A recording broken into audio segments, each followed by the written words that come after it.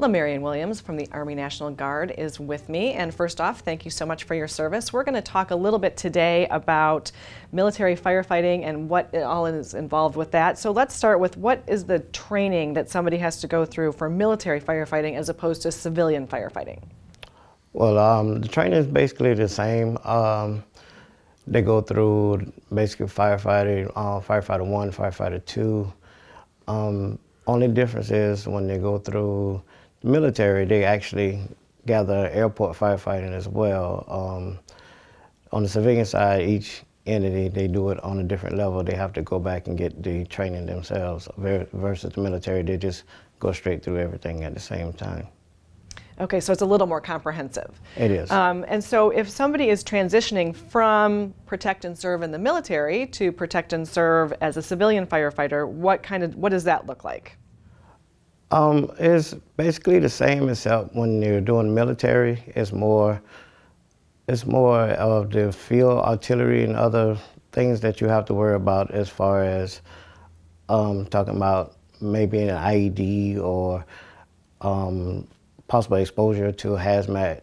And you can also get hazmat on the civilian side. However, it is a little more depth on the military side. Yeah, you obviously probably be more exposed to it that way. Yeah. And so how long does it take for somebody to go through the training and to be proficient as a firefighter?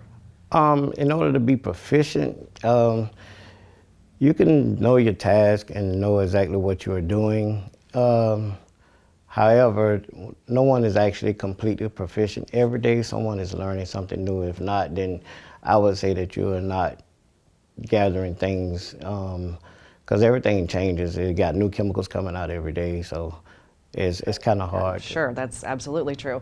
And so if somebody is, if they're in the military, how do they go about, and they say, well, I'd really like to go into that avenue to be a firefighter, what does that look like? How do they go through that process? Basically, they just find a recruiter. I'm not certain if it's still available on the active duty side of the military. I am in the National Guard, and I know that it's still there. We're more the go-to person for all military for firefighters. Normally, we get deployed for those type of missions.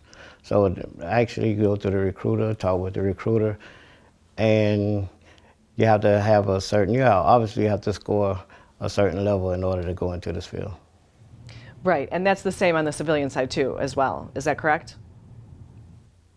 It is. On the civilian side, they actually just go to the local department, fill out application. It does require a little bit of physical background, so they might want to be in shape and, just get everything, all the ducks in a row. You have to have some college level experience as well, maybe. Okay.